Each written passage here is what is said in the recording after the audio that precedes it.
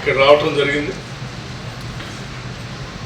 ఇప్పటివరకు దీనికి సంబంధించినటువంటి సమగ్రమైన సమాచారాన్ని రివ్యూ రూపేణా తెలుసుకోవడానికి ప్రయత్నం చేశాను. నాతో పాటు ఇక్కడ స్థానిక శాసనసభ్యులు పాయం వెంకటేశ్వర్లు గారు, మరో గౌరవ శాసనసభ్యులు రామదాస్ నాయక్ గారు, మాజీ శాసనసభ్యులు భద్రాచలం కోడి వీరయ్య గారు, అట్లాగే రివ్యూ కార్యక్రమంలో energy principal secretary Shri Rizvi గారు, మా ఎన్పిటిసిఎల్ సిఎండి వరుణ్ గారు, ఈ థర్మల్ పవర్ స్టేషన్ సంబంధించినటువంటి చీఫ్ ఇంజనీర్తో పాటు మిగతా ప్రాజెక్ట్ డైరెక్టర్స్ కూడా కొంతమంది పాల్గొన్నారు. డిప్యూటీ చీఫ్ మినిస్టర్ కార్యాలయానికి సంబంధించిన స్పెషల్ సెక్రటరీ గారు కూడా కృష్ణ భాస్కర్ గారు కూడా పాల్గొన్నారు. మీడియా మిత్రులతో మాట్లాడే ముందు కొంత ఈ పవర్ సెక్టార్ సంబంధించినటువంటి సమాచారం మీ ద్వారా రాష్ట్ర ప్రజలతో కొంత పంచుకోవాలనుకుంటున్నాను. తెలుస్తున్నటువంటి అంకెలు, సంఖ్యలు, సమాచారం చాలా ఆందోళనకరంగా ఉంది. తెచ్చుకున్న తెలంగాణ రాష్ట్రంలో అద్భుతమైనటువంటి జీవితాలు మనందరికీ అంది వస్తాయని ఆశించి మిగులు బడ్జెట్తో కూడినటువంటి రాష్ట్రాన్ని గత 10 ఏళ్ల పాటు టీఆర్ఎస్ పార్టీ సంబంధించినటువంటి నాయకత్వం చేతిలో పెడితే ఇప్పుడున్నటువంటి ఈ లెక్కలు చూస్తూ ఉంటే చాలా ఆందోళనకరంగా భవిష్యత్ తరాలకి మనం ఎటువంటి రాష్ట్రాన్ని అందించారో చాలా ఆశ్చర్యకరంగా, ఆందోళనకరంగా ఉన్నటువంటి ఈ లెక్కలు తప్పనిసరిగా మీ అందరికీ రాష్ట్రానికి కూడా తెలియాలని నేను అనుకుంటున్నాను. రాష్ట్ర ప్రభుత్వం పవర్ సెక్టార్కి సంబంధించి డిస్కమ్స్ కానీ, ట్రాన్స్కో కానీ, జెన్కోలకు సంబంధించి 81,516 కోట్ల రూపాయలు అప్పులుగా తీసుకొని వచ్చింది. 81,516 కోట్ల రూపాయలు ఈ గత 10 ఏళ్లలో అప్పులుగా తీసుకొని వచ్చింది. అట్లాగే గవర్నమెంట్ నుంచి డిస్కమ్స్కి, అంటే వీళ్ళు గవర్నమెంట్ ద్వారా ఈ డిస్ట్రిబ్యూటరీ నెట్వర్క్ కట్టాల్సినటువంటి బకాయిలు 28,842 కోట్ల రూపాయలు ఉన్నాయి. అంటే మొత్తం 1,10,358 కోట్ల రూపాయలు ఈరోజు రాష్ట్ర ప్రభుత్వం ద్వారా మనం అప్పుపడి ఉన్నాం. ఎంత అంటే మేము వస్తేనే కరెంట్ ఉంది, మేము ఉంటేనే కరెంటు వెలుగులు నిండుతుంది, 24 గంటలు కరెంట్ ఇచ్చినాం, మాతోనే కరెంట్ అని చెప్పినటువంటి వీళ్ళ లెక్కలు రాబోయే కొన్ని తరాలు కూడా తాకట్టు పెట్టేశారు. ఈ విద్యుత్తును కొనటానికి, పవర్ పర్చేజ్ చేయటం కోసం 30,406 కోట్ల రూపాయలు, ఈ పవర్ పర్చేజ్ కోసం 30,406 కోట్ల రూపాయలు వెచ్చించారు.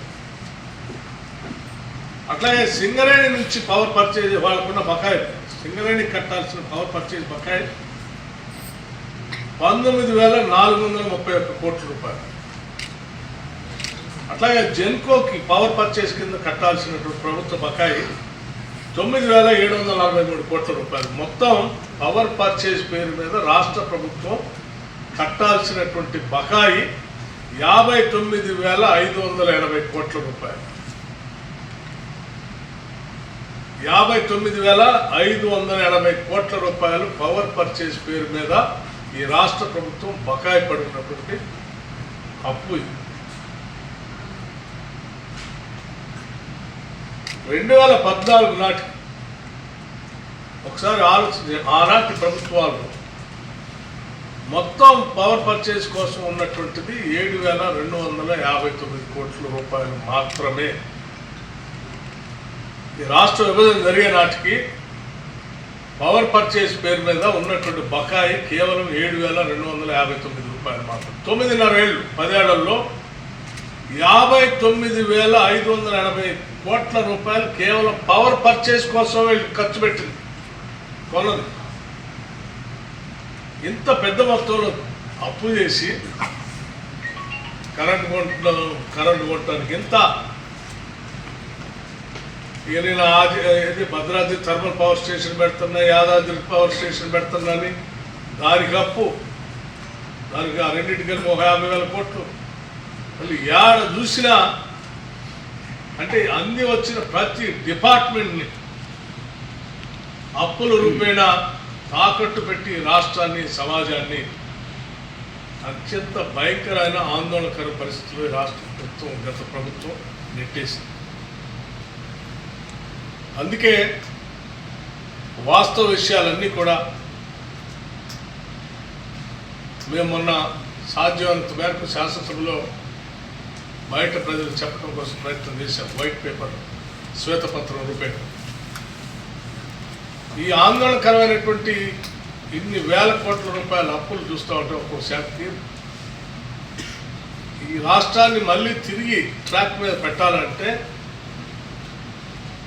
చాలా నిబద్ధతతో, ప్రణాళికాబద్ధంగా, ముందు చూపుతో